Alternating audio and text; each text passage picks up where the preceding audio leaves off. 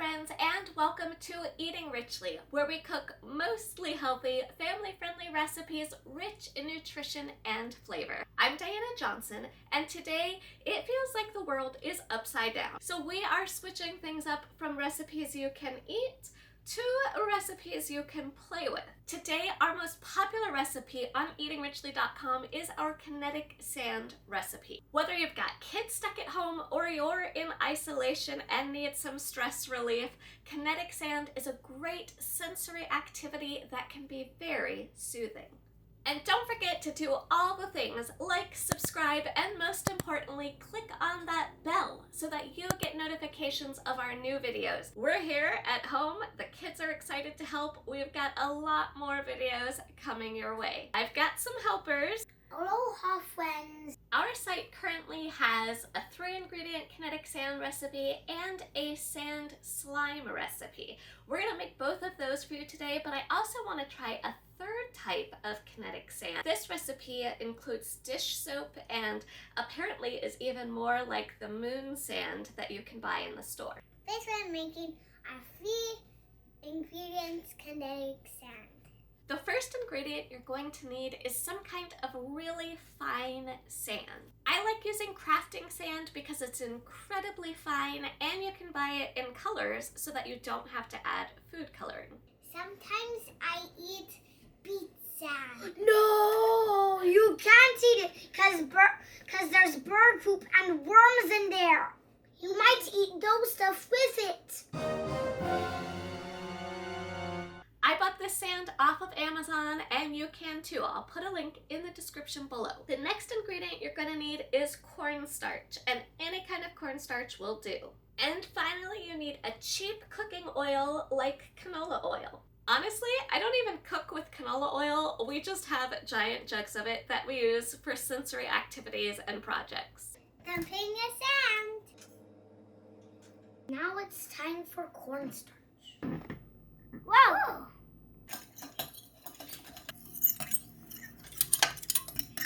Last comes the oil. Ooh, it turned red.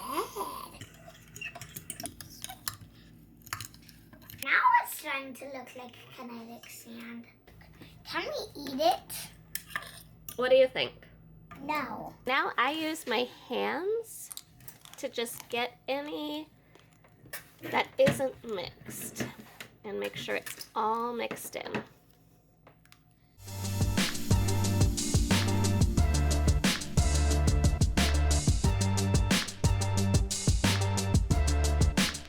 Now you're gonna make moon sand. For the moon sand recipe we're gonna try, you still need sand and cornstarch, but instead of the oil, we're gonna be using water, and you also need a little bit of dish soap. First, we pour in the sand. Now it's time for cornstarch. And 1 tablespoon of this. Ooh. It's kind of turning brown. Eric's keeping Arden busy while we film. Hi, Arden. What comes next? Do it until you can't see any more of the white.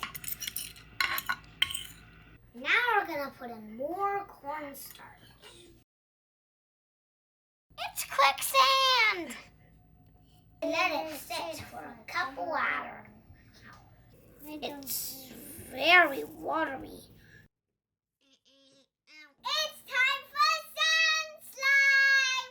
For the sand slime recipe, we're gonna start with our basic fluffy slime recipe. Elmer's school glue and liquid starch. I get both of these on Amazon as well. You can get them delivered right to your door. To make the slime fluffy, you need some foaming shaving cream. I like to get this at the dollar store. And of course, your sand. First, put 1 cup of glue in. 1 cup of shaving cream. Oops. It's a pet monster. Water. We are using 1 cup of sand. It's so pretty.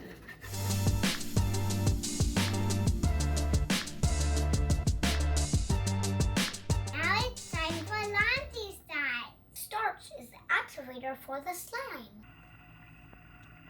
I like mixing this in. It makes it slime.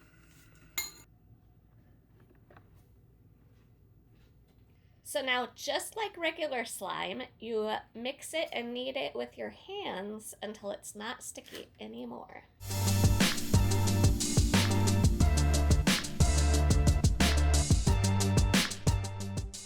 So, this is sand slime, which feels pretty cool.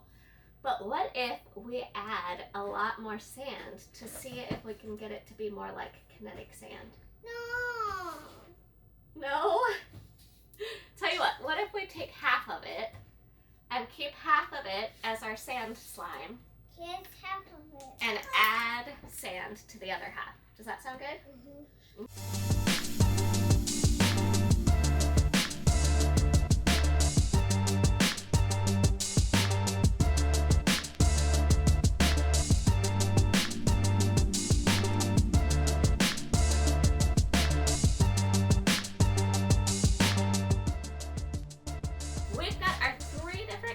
Of kinetic sand.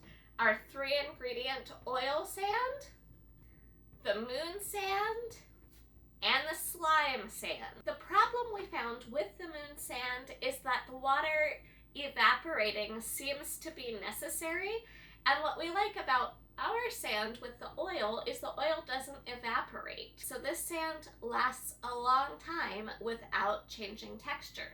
So we thought we would do an experiment and add a tablespoon of dish soap to our 3-ingredient oil sand to see if that gives the same moon sand texture.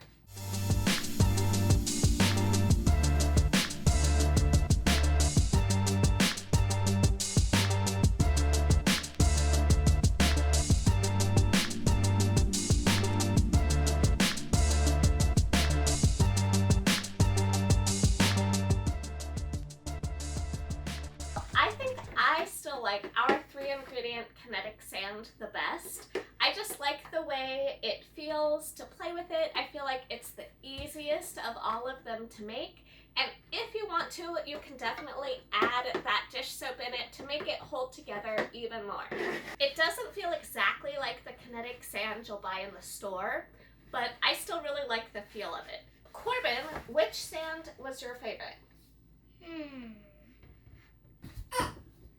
So you like the 3-ingredient one and the sand slime. Okay. Larkin, which one was your favorite? And I win. The sand slime is your favorite? Mm-hmm. What was the last thing you guys wanted to try? Put all of them together. You want to do it? Yeah!